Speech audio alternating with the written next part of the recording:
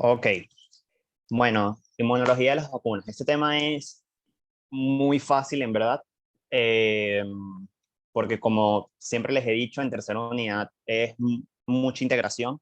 Entonces, eh, si traen una buena base de primera y segunda unidad, eh, el principio básico de las vacunas se les va a hacer muy, muy fácil. Aquí lo nuevo como tal es aprenderse que existen distintos tipos de vacunas y bueno, más o menos manejar cuáles son las vacunas que se utilizan hoy en día y qué tipo de mecanismo inmunológico tienen. Entonces, ajá, lo primero que tienen que saber es que estos conceptos básicos de qué es una vacuna, qué es inmunidad pasiva, qué es inmunidad activa y qué es un toxoide. Entonces, ¿qué es una vacuna? Es una suspensión de microorganismos vivos o atenuados o porciones antigénicas de estos que se le administran a una persona para desencadenar una inmunidad y prevenir así una enfermedad. Ahora, tienen que manejar bien también estos conceptos, que son inmunidad pasiva e inmunidad activa. La inmunidad pasiva, como su propio nombre lo dice, es una inmunidad en donde un individuo o un hospedador va a tener protección en contra de un determinado microorganismo, pero que no fue generada por él.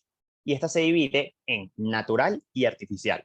Por ejemplo, un tipo de inmunidad pasiva natural son los anticuerpos maternos. Recuerden que en el embarazo los anticuerpos de tipo IgG pueden atravesar la barrera placentaria, llegar a la circulación fetal y así el feto en sus primeros 6 meses de vida, sobre todo, tiene protección en contra de una serie de determinadas enfermedades a las cuales la madre le pasó anticuerpos. Entonces, es un tipo de inmunidad pasiva natural. ¿Por qué es pasiva? Porque, o sea, el, el, eh, el feto, el recién nacido, en ningún momento ha estado expuesto a ese microorganismo, no se ha estimulado el sistema inmunológico y simplemente adquirió anticuerpos eh, de manera natural. Que esa manera natural fue que la madre se los pasó. Y ahora está la parte artificial, que por ejemplo es cuando tú administras una inmunoglobulina sintética. Por ejemplo, cuando tú administras un anticuerpo monoclonal a una persona para bloquear, no sé, una interleuquina o un receptor de interleuquinas, eso es un tipo de inmunidad pasiva artificial, mm, como para que como para que lo entiendan. Es decir, los anticuerpos se crean en un laboratorio y se le inyectan a la persona. Por ejemplo, es el caso de las antitoxinas. Y ahora tienes la inmunidad activa, que la inmunidad activa es la más importante de todas, porque a diferencia de la pasiva, hay una estimulación directa del sistema inmunológico. Entonces, al igual que en la pasiva, se divide natural y artificial. La natural es la infección natural, es decir, por ejemplo, a mí me dio COVID, estimulé a mis células presentadoras de antígeno, a mis células T, a mis células B, reacción del centro germinal, se generaron células efectoras, células de memoria y quedó allí. Y la artificial es como la natural, pero esta vez es dada por las vacunas. Es decir, en un laboratorio se crea una suspensión de microorganismos, o sea, recuerden el concepto que les dije de vacunas, una suspensión de microorganismos, ya sea con porciones antigénicas de ellos o el propio microorganismo, se le inyecta a la persona y eso va a estimular a los linfocitos T y a los linfocitos B para generar eh, una respuesta protectora. ¿Y qué es un toxoide? Un toxoide es una toxina bacteriana que ha sido modificada para que no ejerzca un daño, pero que aún pueda eh, desencadenar una respuesta inmunológica. Es decir, esto es importante, es una molécula que no tiene patogenicidad, pero sí tiene inmunogenicidad. Entonces, tienen que saber bien esos conceptos. Aquí al lado les dejé el cuadrito para que vean tipo de inmunidad pasiva, inmunidad activa, y ahí están los conceptos, sobre todo esos que están ahí resaltados, o sea, que es una inmunoglobulina, que es una vacuna, que es un toxoide, y bueno, ya les dije inmunidad pasiva y activa. Ahora, los tipos de vacunas. Me voy a enfocar en las más importantes, que van a ser las vacunas base de microorganismos vivos atenuados, los inactivados, las subunitarias, que se dividen en toxoides, polisacáridos capsulares y técnicas recombinantes, las vacunas conjugadas, las vacunas ADN y ARN y los otros tipos de vacunas. Entonces, vamos primero con la vacuna a base de microorganismos vivos atenuados. Estas son vacunas en donde eh, los virus o las bacterias han sido tratadas a nivel de laboratorio para hacerlas más débiles. Entonces, esto determina que cuando sean administradas a una persona, no se genere la enfermedad. Esto va a permitir que, o sea, cuando estos virus son tratados o las bacterias son tratados a nivel de laboratorio, disminuye su capacidad de proliferación y y su virulencia, pero conservan cierta, o sea, cierta capacidad replicativa para generar los antígenos, los expresen en las membranas, sean reconocidas por el sistema inmunológico y eventualmente se genera una respuesta protectora. Entonces, como lo dice en la parte derecha de la imagen, que como que el target de este tipo de vacunas es que son lo suficientemente fuertes para generar una respuesta inmunológica, pero son lo suficientemente débiles para generar enfermedad. Ahora, ¿cuáles son los mecanismos de una vacuna a base de microorganismos vivos atenuados? En el punto 1, fíjense cómo se inyecta la vacuna que contiene al microorganismo que está atenuado, es decir, su capacidad replicativa está baja, pero aún conserva su antigenicidad y su inmunogenicidad, es decir, tiene cero virulencia. Esta va a ser aquí pongo el caso en la imagen pone el caso de un virus. Este virus va a entrar a nivel a nivel de una célula, vamos a poner que es una célula epitelial. Como tiene una capacidad replicativa atenuada, él se va a poder acoplar a toda la maquinaria de replicación de la célula y va a producir viriones, que fíjense que dice que estos virus son virus replicados pero débiles, y estos van a ser reconocidos por una célula presentadora de antígeno. Entonces, recuerden que como las vacunas generalmente, porque ya les voy a mencionar más adelante como las vías de administración, generalmente las vacunas se administran por vía intramuscular o intradérmica o intrasubcutánea. Las células presentadoras de antígenos de los tejidos, ya sean los histocitos, una célula dendrítica, un macrófago tisular, etcétera, van a reconocer a estos antígenos, ya por cómo lo van a reconocer, a través de receptores de reconocimientos de patrón. Estos receptores de reconocimiento de patrón, recuerden que son los receptores de la inmunidad innata, como por ejemplo los receptores tipo TOL. Y eso va a determinar que eventualmente esos antígenos en el interior de esta célula presentadora de antígeno sean procesados y sean expresados tanto en moléculas MHC clase 1 como en moléculas HC clase 2. Eso va a permitir generar, aquí viene en el punto 5, una respuesta inmunológica, que en este caso va a ser una respuesta tanto celular como una respuesta humoral. Entonces, ¿cómo va a generar una respuesta celular? Va a presentar los antígenos de ese virus que fue administrado a través de la vacuna o también una bacteria, lo va a expresar en una molécula MHC clase 1, se lo va a presentar a linfocitos TCD8 positivos, que va a ocurrir un proceso de cooperación celular, señal 1, señal 2, señal 3. Ese linfocito T va a proliferar, proliferar, proliferar, se van a generar linfocitos efectores y lo más importante es que se van a generar linfocitos de memoria. Y al mismo tiempo va a estar ocurriendo el mismo proceso, pero con linfocitos TCD4, es decir, esa célula presentadora de antígeno agarró procesó a esos antígenos que obtuvo a través del microorganismo que fue inyectado a través de la vacuna, lo va a presentar en moléculas MHC clase 2, se lo va a presentar a nivel del ganglio linfático, o sea, la célula presentadora de antígeno, una vez que agarra ese antígeno, migra del tejido. Por ejemplo, si la vacuna fue administrada a nivel muscular, migra del tejido muscular hacia los ganglios linfáticos. Se lo presentan linfocitos TCD4 positivos. Esos linfocitos TCD4 positivos se diferencian en linfocitos T que van a no solo producir una respuesta efectora, sino que van a después cooperar con linfocitos B, que ven aquí en el punto 6, van a cooperar con linfocitos B que al final van a generar anticuerpos. Entonces, fíjense cómo, a pesar, por ejemplo, de ser un virus o una bacteria, es importante, pongo el caso aquí de los virus, pues, que se va a generar tanto una respuesta humoral como una respuesta celular. Entonces, fíjense que entonces si les piden explicar cuál es la base inmunológica de estas vacunas, fíjense todo el cuento que tienen que echar, no es solamente decir eh,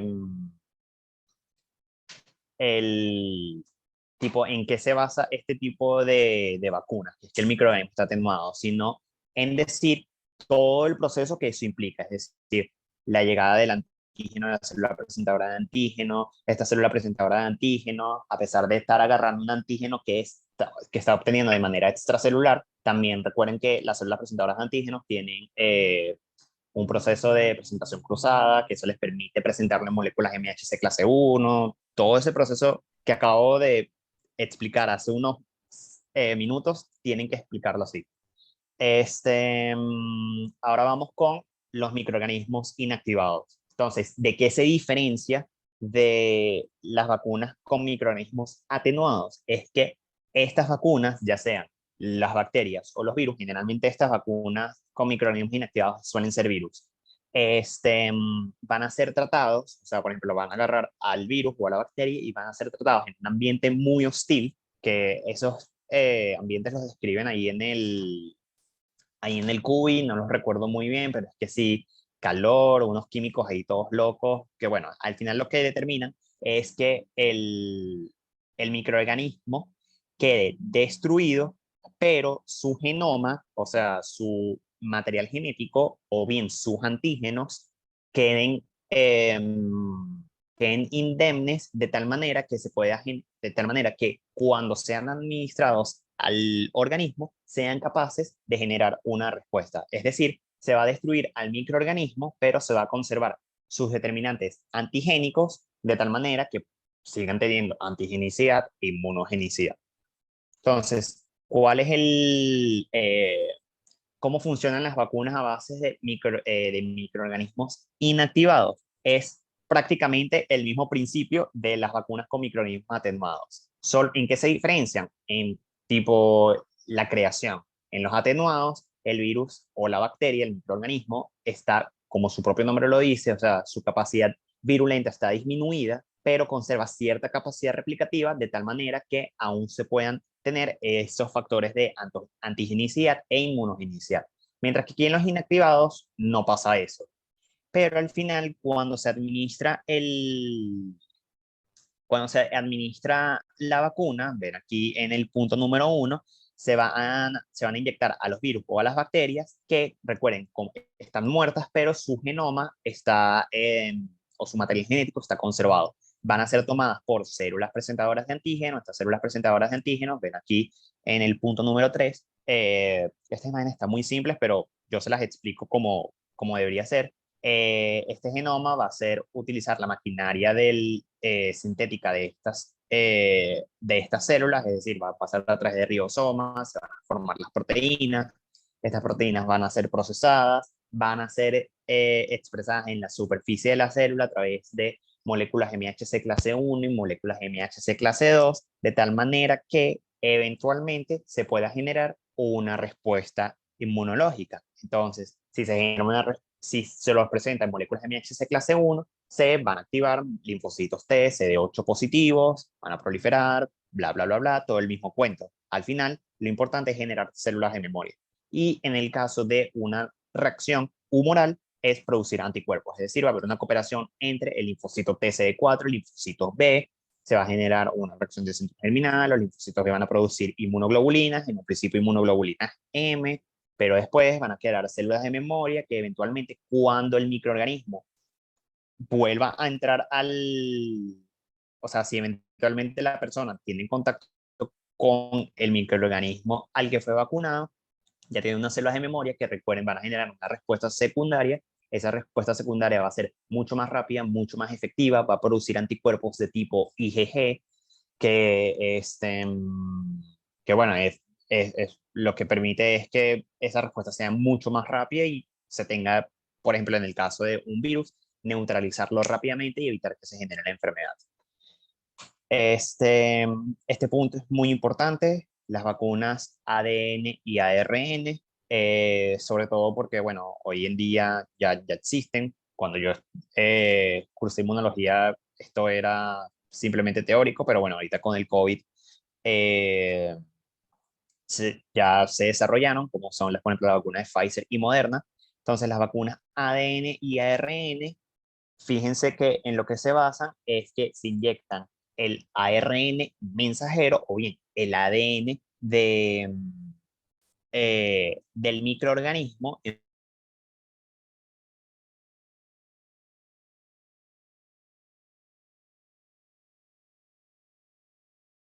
genoma de, eh, de la célula, y al integrarse al genoma, ese gen, o es, por ejemplo, si es el caso del ADN o si es el ARN mensajero, al final lo que se va a generar es una proteína o un péptido antigénico. Ese péptido antigénico, por ejemplo, puede ser secretado y ven en la parte derecha cómo se estimula un linfocito B que lo reconoce a través de su BCR y se va a diferenciar en la parte inferior derecha una célula plasmática que va a generar anticuerpos, pero se van a generar también anticuerpos, células B de memoria.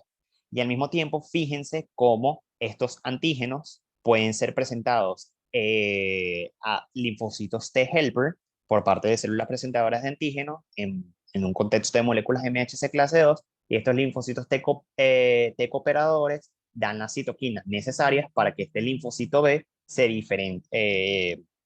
diferencia a una célula plasmática secretora de anticuerpos. Pero fíjense cómo también al mismo tiempo esos péptidos antigénicos que se generaron por la incorporación o sea, por la generación de esa proteína, pueden estimular a linfocitos T citotóxicos. Entonces, fíjense que es el mismo mecanismo. Entonces, al final se van a generar células efectoras, pero lo más importante es que se van a generar células de memoria, de tal manera que cuando la persona se exponga verdaderamente a ese microorganismo, ya tiene células de memoria, ya sean linfocitos B o linfocitos T, para generar una respuesta secundaria que es mucho más rápida y mucho más eficaz. Entonces, fíjense cómo es son los mismos mecanismos, es decir, se va a estimular la rama humoral y se va a estimular la rama celular, pero lo que varía es en la técnica de cómo se creó la vacuna. Entonces, aquí en las vacunas ADN y ARN, lo que se crea es ese material genético del microorganismo, y y se incorpora a la célula para que eventualmente sea transcrito y traducido para generar esa proteína que se traduce en moléculas MHC y se genera una respuesta inmunológica. Entonces, esta imagen es muy importante porque fíjense que resume todos los mecanismos de cómo se genera la inmunidad humoral y cómo se genera la inmunidad celular, que a pesar de que está en un contexto de una vacuna ADN o ARN, al final también se puede extrapolar al mecanismo de las vacunas de microorganismos atenuados o con microorganismos inactivados. Entonces, o sea, lo vuelvo a recalcar, si les piden explique el mecanismo de una vacuna con microorganismos inactivados. Tienen que explicar en qué se basa la creación de esa vacuna y después explicar todo ese proceso de cómo se generan los anticuerpos y cómo se va a generar eh, esa inmunidad celular. Sé que volver a repetir todo lo que vieron en unidad 1 y en unidad 2, es decir, desde el procesamiento del antígeno, pasando por la cooperación celular, que es unidad 2, hasta la generación de anticuerpos, que eso también vuelve a ser unidad 1, un mecanismo de citotoxicidad, que ajá, no es importante, sino que es la generación de la célula de memoria. Fíjense que es prácticamente lo mismo de unidad 1 y unidad 2. Bueno, tenemos los toxoides, como ya les había dicho, es una toxina bacteriana que fue modificada a nivel del laboratorio para quitarle su patogenicidad, pero que igual conserva su antigenicidad y su inmunogenicidad. Recuerden los conceptos de antigenicidad e inmunogenicidad. Antigenicidad es la capacidad que tiene un antígeno de unirse a la hendidura de unión a péptido de una molécula MHC o al sitio de unión de péptidos del TCR o de una molécula de anticuerpos. Y la inmunogenicidad es la capacidad que tiene un antígeno de generar una respuesta inmunológica. Entonces, fíjense cómo en los toxoides, generalmente los toxoides aplican es para bacterias productoras de toxinas, como por ejemplo la bacteria que causa la difteria, que es Corynebacterium diphtheria. En algunos países está desarrollada la vacuna contra el cólera, que por ejemplo, esas son dos bacterias que producen, como tal, ellas no producen la enfermedad, sino es la toxina que las produce. Entonces, la vacuna o los toxoides, ¿en qué se basan? En que tú vas a admirar esa toxina, ¿sí? José, disculpa, esto también, o sea, esta ¿Qué toxoide, pasó? ¿Que alguien quería decir algo? sí, sí, yo, no sé si esta toxoide también aplica que si para la tosferina, o sea, no sé si ¿Mm? aplica para la toxina y la tosferina. Sí, sí, también, ya le voy a hablar de eso, Oh, ok, ok, que es la vacuna, la ok, DTP. La ok, vacuna DTP es un toxoide eh, que cubre para difteria, tétanos y pertusis, que, o sea, bordetela pertussis, seguro de que la es apertura. la tosferina. Ujú. Entonces, bueno, fíjense cómo aquí, o sea, se genera la toxina, que es harmless, o sea, no genera daño, se agrega con un adyuvante y al final el mecanismo es que se van a administrar estas toxinas inactivadas que van a ser reconocidas por el sistema inmunológico para generar anticuerpos. De tal manera que, por ejemplo, si a mí me da difteria, pero yo estoy vacunado, cuando la bacteria comienza a producir la toxina, tengo esos anticuerpos ya preformados que van a neutralizar la toxina y van a permitir que no se genere la enfermedad. O si se genera, se va a generar de una forma más leve. Entonces, bueno, aquí, o sea, la imagen es, fíjense que es prácticamente lo mismo. Se inyecta la vacuna que con el toxoide, que es la toxina inactivada, que no genera daño. Esta toxina inactivada, fíjense que no se puede unir a los receptores de las células y no genera el daño, a diferencia de cuando la toxina sí es producida por la bacteria, que se genera, o sea, se une a su receptor respectivo y, y genera daño. Entonces, bueno, al final este toxoide va a ser incorporado por células presentadoras de antígenos y aquí es el mismo mecanismo.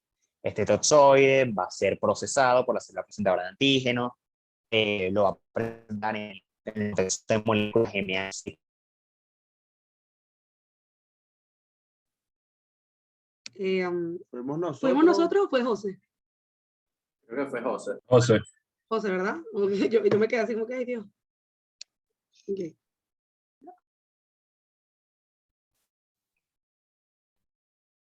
Ok. Bueno, en lo que me había quedado es que es el mismo mecanismo. O sea, la célula presentadora de antígenos va a captar a este toxoide, lo va a procesar, lo va a presentar en moléculas MHC, va a permitir la activación de linfocitos T y linfocitos B para al final generar anticuerpos. O sea, eso es en forma resumida. Saben que el cuento es mucho más largo para llegar a la formación de anticuerpos. En el caso de los toxoides, a diferencia de, por ejemplo, una vacuna contra un virus o una bacteria, aquí lo importante es la inmunidad humoral. O sea, la inmunidad celular en contra de un toxoide no existe, no es importante, porque lo que tú quieres es formar anticuerpos que neutralicen eh, a la toxina en el caso de que entre al cuerpo. En el caso de una vacuna que sea para un virus, la inmunidad tanto humoral como celular es importante. Para una bacteria, también la inmunidad humoral es mucho más importante que la celular, pero no quiere decir que no se genere. Entonces, para los toxoides, inmunidad humoral, virus, humoral y celular. Ambas son muy importantes para los virus. Y para las bacterias, más la humoral que la celular.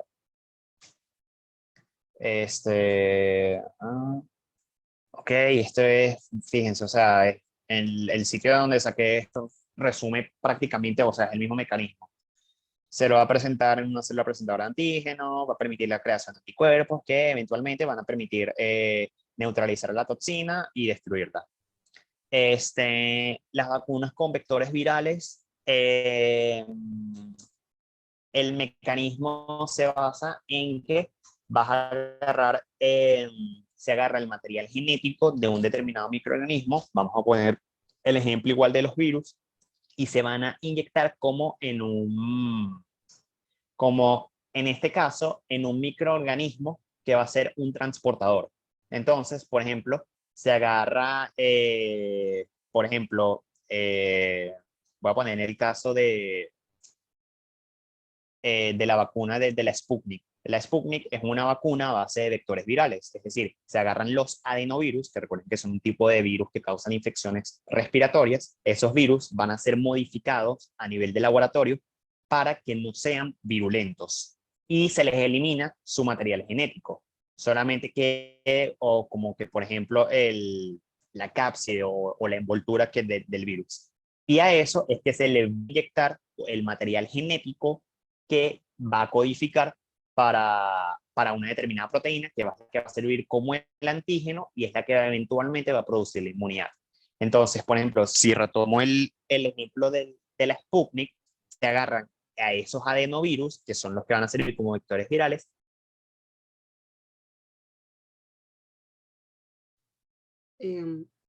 proteína S, que es la proteína del COVID-19, que es la que causa la... ¿Cómo? José, es que se te cortó. ¿Qué pasó? Que se te cortó. Cortó. ¿Aló? ¿Aló? ¿Me escuchan?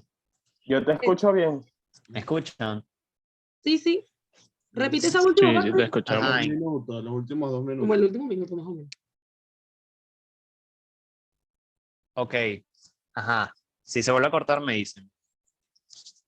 Que hablaba de la Sputnik, que es una vacuna a base de vectores virales, que en ese lo que se agarró son los adenovirus, que ya dije que fueron, o sea, son modificados a nivel laboratorio, donde se les elimina el genoma o el material genético de esos virus, de tal manera que solo quede la cápside, se le inyecta el material genético a ese adenovirus que va a codificar para la proteína S, que es la proteína del COVID-19 o del virus que causa la enfermedad, y eventualmente esas partículas adenovirales que eventualmente van a expresar en la membrana esa proteína S, van a ser inyectadas a la persona a través de la vacuna para generar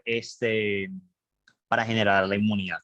Entonces, fíjense cómo en esta imagen, o sea, se inyecta la vacuna, que está la cápside viral, que esa cápside viral contiene al material genético que al incorporarse a la célula va a ser utilizada por ese material genético, va a utilizar la maquinaria sintética de esa célula para generar eventualmente una proteína que se va a expresar no solo en la membrana, sino también, recuerden, como es una proteína que se está generando de manera como que dentro de la célula, por así decirlo, se va a expresar en moléculas MHC clase 1. Y eso eventualmente va a permitir el reconocimiento por parte de se presentadores de antígeno, agarren a ese antígeno, lo procesen, lo presenten. Esos antígenos procesados se presenten en moléculas MHC clase 1 y MHC clase 2, se activen linfocitos T, B, se generen anticuerpos y se genere también una inmunidad celular de memoria. Las vacunas polisacáridas y conjugadas, bueno, sepan que, o sea, las vacunas polisacáridas lo que se basan es en que se agarran, por ejemplo, recuerden que las bacterias tienen a veces cápsulas que contienen antígenos polisacáridos y eso les permite evitar la fagocitosis. Entonces, recuerden que un mecanismo entonces para, si se recuerdan de unidad 2, para destruir a las bacterias que tienen cápsulas polisacáridas es opsonizarlas, ya sea a través de anticuerpos o a través de C3b.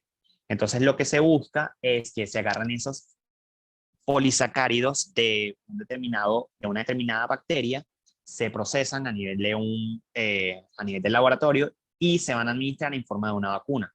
De tal manera que esos polisacáridos sean reconocidas por células presentadoras de antígenos, se generen anticuerpos y eventualmente, si por ejemplo yo adquiero una infección por esa bacteria, tenga anticuerpos que opsonicen a la cápsula bacteriana y pueda generar una respuesta inmunológica. Ahora, ¿qué pasa? Este punto es importante porque recuerden que las vacunas polisacáridas, si fueran de unidad 1, existen respuestas T dependientes y dientes. Entonces, los polisacáridos pueden ser reconocidos directamente por linfocitos B. Y estos linfocitos B se van a activar y van a producir anticuerpos, generando así una respuesta T independiente. ¿Qué pasa? Recuerden que las respuestas T independientes no son duraderas en el tiempo. porque ese linfocito B, cuando se active, va a proliferar, va a generar células efectoras, que van a ser las células plasmáticas que producen inmunoglobulina M, y va a generar células de memoria. Pero esa inmunoglobulina M, recuerden que decae con el tiempo y eventualmente esas células de memoria que se generan no son tan potentes como las que se pueden generar a través de una cooperación linfocito T, linfocito B. Entonces, ¿qué pasa? Las vacunas polisacáridas generalmente se administran de forma conjugada. ¿Esto qué quiere decir? Que de naturaleza polisacárida se va a conjugar, o sea, se va a unir a un antígeno proteico. Es decir, va a haber una combinación del antígeno proteico y el antígeno polisacárido. De tal manera que cuando la célula presentadora de antígeno reconozca a ese antígeno conjugado, polisacárido proteico, administrado a través de la vacuna, pueda desencadenar no solo la activación de linfocitos, o sea, pueda desencadenar la activación de linfocitos T, y estos linfocitos T eventualmente pueden cooperar con linfocitos B y puedan generarse una reacción de final adecuada que si mal no recuerdan, va a producir anticuerpos que van a ser, o sea, de diferentes isotipos, van a ser mucho más eficaces y van a generar una gran cantidad de células de memoria. Entonces, una diferencia, eso va a permitir, o sea, que se genere una respuesta T dependiente. Entonces, es importante que sepan eso porque se los pueden preguntar, incluso si una pregunta más o menos difícil que les podrían poner es tipo que expliquen las diferencias que existen entre la vacuna que hay contra el neumococo, las vacunas contra el neumococo, que hay muchas, pero las dos más importantes son la neumococo 13 valente y la neumococo 23 valente. La neumococo 13 valente es una vacuna conjugada, es decir, el antígeno polisacárido del neumococo se conjugó con una proteína, se genera así ese antígeno conjugado y va a generar respuestas T dependientes, que ya les expliqué por qué son más importantes. Mientras que la vacuna del neumococo 23 valente es una vacuna polisacárida sólida. Esa es una vacuna que tú generalmente tienes que darle muchos refuerzos cada, cada cierta cantidad de años. Creo que es cada 2 años, no recuerdo muy bien, porque eso tiene unas especificaciones eh, muy particulares para ciertos pacientes. Entonces, bueno, sepan esa diferencia. Otra es que no es lo mismo una vacuna conjugada que una vacuna combinada. La vacuna conjugada es esto que le acabo de explicar, para generar una respuesta T dependiente y evitar las respuestas T independientes. Una vacuna combinada es cuando tú en una misma vacuna estás vacunando contra varios microorganismos. Es decir, todos nosotros, cuando éramos pequeños, nos pusieron una vacuna que se llama la pentavalente.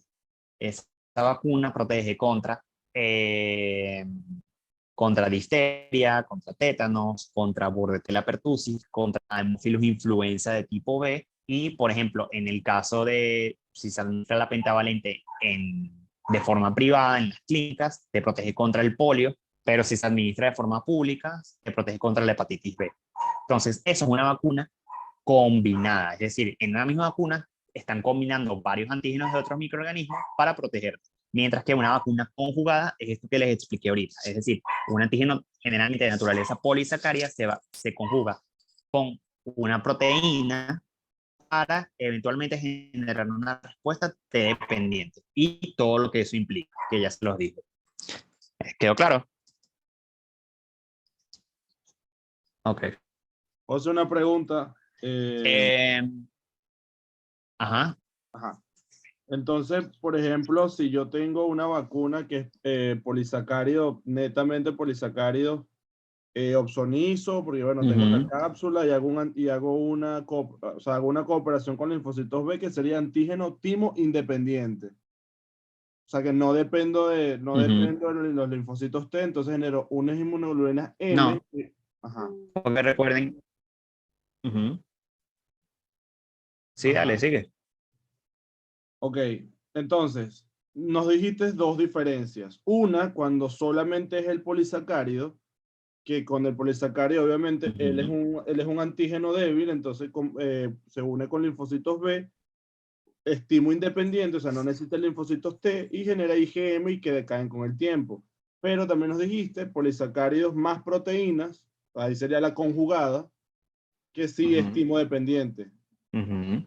Y los isotipos, ¿qué isotipo Ujú. podría poner? Porque IgG o si me preguntan. Sí, o sea, porque al final,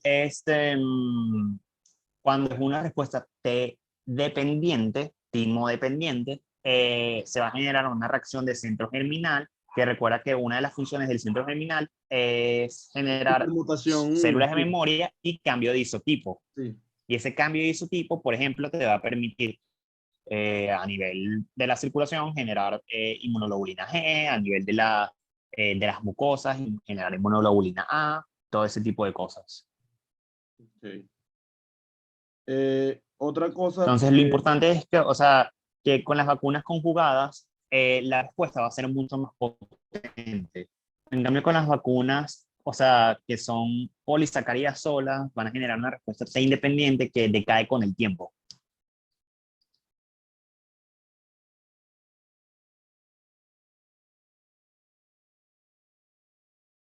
¿Qué más me ibas a preguntar?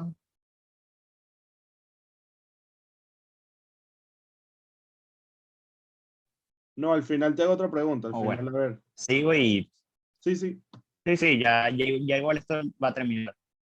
Entonces, si en esta diapo lo que quiero decir que ven es como un toque a mí en el momento de conocer, porque a nosotros nos dijeron en ese momento que es importante sabernos, tipo, bueno, que tal vacuna es, por ejemplo, la antihepatitis A es una vacuna inactivada, que la antiinfluenza también es inactivada, o que la neumococo 13 valente es una polisacaría conjugada. A nosotros nos dijeron eso. Simplemente nos dijeron que no, que con que se sepan los tipos de vacuna y el mecanismo van bien. Pero en el final hubo dos modelos de exámenes y hubo un modelo que preguntaron vacunas. A mí no me tocó ese. Y la pregunta era, explique eh, cuál es el mecanismo de creación de la vacuna antipoliomielítica y sus implicaciones y como sus implicaciones inmunológicas. Es decir, había que decir en qué se basa la vacuna antipoliomielítica, si era inactivada, atenuada, toxoide, qué sé yo, y explicar todo el mecanismo inmunológico que ya les he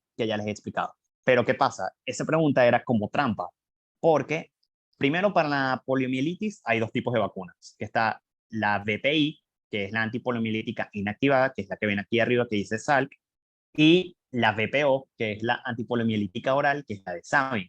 Y las dos son mecanismos distintos, porque la antipoliomielítica inactivada, que es la vacuna de Salk, es una vacuna a base de microorganismos inactivados, mientras que la antipoliomielítica oral, la VPO, que es la de Sabin, es una vacuna a base de microorganismos atenuados.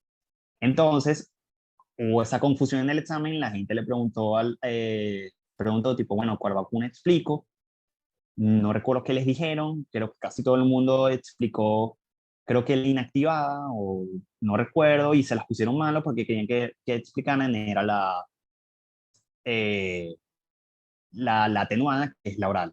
Entonces, bueno, en base a eso, yo les recomiendo que se sepan más o menos esta diapo, porque en el examen, si se los ponen fácil, les dicen tipo, bueno, explica el mecanismo de las vacunas inactivadas y menciona un ejemplo, pero les pueden poner tipo un paciente de, no sé, 25 años de edad que recientemente viajó a Estados Unidos y decidió aplicarse la vacuna, el esquema de Pfizer. Explica el mecanismo inmunológico. Entonces, si tú no sabes que Pfizer es una vacuna a base de ADN ARN, no lo vas a saber. O te van a decir un paciente de 1 año de edad que por esquema calendario te toca ponerse la antiamarílica, que es contra la fiebre amarilla. Entonces, si no saben que la fiebre amarilla es una vacuna a base de microorganismos atenuados, no van a saber responder. Entonces, es importante que, o sea, por lo menos manejen esto así. Como a la cátedra generalmente les gusta actualizarse, puede que les pongan algo con COVID. no estoy seguro. Entonces, bueno, pueden que les digan expliquen el mecanismo de la Johnson Johnson, de la AstraZeneca, de la Sputnik 5, que esas tres son vectores virales, o la Sinopharm Sinovac, que son inactivadas, y ADN o ARN, que son Pfizer y Moderna. Otras que les pueden poner es tipo los toxoides, les gusta full preguntarla.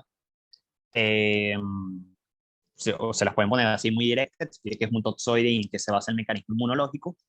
O también se las pueden poner tipo, vamos a ver, un paciente que, para ver, sí, no, bueno, es que, bueno, se las pueden poner tipo un paciente que eh, recientemente estaba caminando descalzo, no sé, se cortó con un clavo oxidado y llega a la emergencia y te dice que no recuerda si está vacunado en contra o sea, que no sabe si tiene la DTP o la DTP en su esquema completo, que la DTP es difteria, tétanos, pertussis. Entonces, tú lo que tienes que hacer es aplicarle la antitoxina, es decir, le vas a administrar unos anticuerpos ya preformados en contra de la toxina, que produce el Clostridium tetani, y eso va a generar va a permitir neutralizar la toxina. Entonces, es una cosa que se me olvidó explicarles ahorita en la prueba, pero no es lo mismo un toxoide que una antitoxina. El toxoide es la toxina que fue modificada, fue inactivada para que no tenga patogenicidad, pero sí tenga antigenicidad e inmunogenicidad, que eso va a permitir que eh, se activen las células B y generen anticuerpos, mientras que una antitoxina es que, por ejemplo, es ese caso, pues yo me expuse al Clostridium tetani, puede que tenga la toxina circulando y yo me voy a administrar anticuerpos ya preformados para neutralizar esa toxina. Porque si, por ejemplo, a una persona que está expuesto al tétanos, tú le administras un toxoide, jamás en la vida o sea, vas a prevenir que se desarrolle la enfermedad porque el toxoide va a requerir que se active el linfocito T, se active el linfocito B, generen los anticuerpos y eso tarda mínimo 2 semanas. En cambio, con la antitoxina, ya tienes el anticuerpo preformado y se lo inyectas a la persona y eso va a permitir la neutralización de la toxina. Entonces, una antitoxina, se las puse en la primera diapositiva. Una antitoxina es un tipo de inmunidad pasiva artificial, mientras que los toxoides son un tipo de inmunidad activa artificial. ¿Quedó eso claro? Justamente yo te iba a preguntar que si esa Ok. toxina de la que estabas hablando era de la misma de la inmunidad pasiva artificial que habías hablado al principio. Sí, sí, es lo mismo. Ok. Entonces, lo mismo pasa, por ejemplo, con la difteria. Las personas que les da difteria, se les administra la antitoxina diftérica, que no es lo mismo que el toxoide. El toxoide lo que es, como él lo dice, pues, es un tipo de vacuna que previene la enfermedad. Mientras que las antitoxinas ya la persona tiene o posiblemente tiene la enfermedad y lo que quiero es evitar que se desarrolle. No va a desencadenar la activación de linfocitos B. Entonces, bueno, llévense eso. Bueno, las de las técnicas recombinantes, que es la de la hepatitis B, esa técnica se basa en que yo agarro el ADN o el gen que codifica a la proteína de superficie de la hepatitis B, que es el antígeno de superficie de la hepatitis B, que se abrevia HB, S minúscula, AG. Entonces, se agarra el gen de esa proteína, se administra a células, por ejemplo, en el libro describen que son células de levaduras. Esas células, como en un cultivo, se fermentan para que proliferen, y esas células, cuando están proliferando, van a permitir que se traduzca o sea, se transcriba y se traduzca ese gen para generar la proteína de superficie de la hepatitis B. Y eventualmente, cuando ya tienes una gran cantidad de esas levaduras que están expresando ese antígeno, van a ser sometidas a un determinado proceso como de destrucción para que liberen a ese antígeno, y ese antígeno después se purifica y se administra la vacuna con eso. Entonces, en eso se basa una técnica recombinante, que es simplemente hacer que en un cultivo proliferen esa gran cantidad de células que están produciendo ese determinado antígeno, y después ese antígeno se purifica y se administra a la persona. Hay otro tipo de vacunas que se llaman con vectores recombinantes, que sale casi al final del capítulo del QI. Léanlo, que lo escriben tipo con lo de la viruela del mono, algo así, yo que la viruela del mono. O sí, creo que era la viruela bovina. Y también están las otras que son las vacunas subunitarias multivalentes. Mira, esas en verdad no las suelen preguntar, al igual que esa de vectores recombinantes, pero igual léanlo, que sale al final del capítulo de vacunas en el QI. ¿Qué más les tengo aquí? Okay.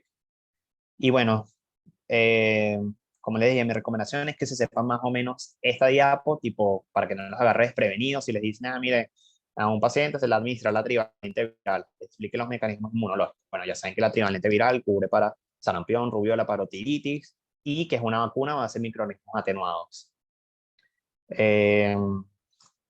¿Alguna duda? ¿Algo que no entendieron? Sí, ¿sabes qué? Al año pasado, uno de los Ujú. prepos nos dijo que le preguntaron por qué, o sea, cuál es el fundamento inmunológico de por qué a los jóvenes le ponen la Sinopharm y a los adultos mayores le ponen la Sputnik. Entonces, por más o menos ver, es que obviamente son vacunas distintas.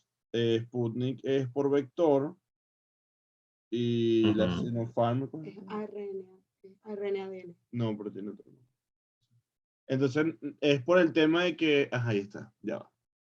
Ajá, es por el tema de que las inactivas son más fuertes que que los vectores virales, o porque vectores virales ya tú tuviste un coronavirus primero, entonces haces una reacción cruzada. No sé si me entiendes lo que te quiero decir. O sea, ¿por qué una y por qué la otra?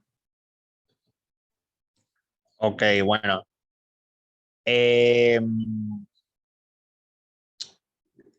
Sinceramente, no, no lo sé. O sea, para mí ambas son igual de, obviamente ambas son igual de efectivas. No sé si tendrá algo que ver con que, por ejemplo, las inactivas generalmente generan una respuesta más humoral, pero los vectores virales puede que generen tanto una respuesta celular como humoral.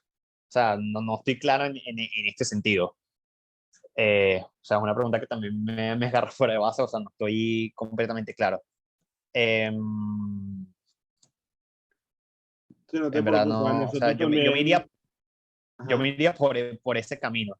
Porque claro, yo sé que están las diferencias entre las atenuadas y las inactivas, que es la imagen que les pasé en el grupo, que, o sea, esa parte es importante, que una genera tanto respuesta humoral como celular, y la otra solo genera humoral, que son las inactivas. No sé si las vacunas con vectores virales se comportan como vacunas a base de microorganismos atenuados, que recuerden que las bases con microorganismos atenuados tienen una mayor duración, requieren menos dosis, generan respuesta celular y humoral. Y bueno, por ejemplo, en los adultos mayores, que son personas, si recuerdan inmunidades extremas, son personas inmunosuprimidas, entre comillas, requieren que generen una protección mucho más eficaz. No es lo mismo que generes una respuesta celular y humoral a que solo generes una respuesta humoral. Pero claro, ese soy yo aquí especulando. Porque es eso, no sé si las vacunas como vectores virales se comportarían como vacunas atenuadas en ese sentido, no estoy seguro. O que, por ejemplo, las vacunas con vectores virales puede que sean más reactogénicas, entonces eso permite que se genere una respuesta inmunológica mucho más robusta que una vacuna inactivada como es la Sinopharm, la Sinovac. No, eso yo soy yo aquí especulando, no es como que, miren, esa es la respuesta como tal.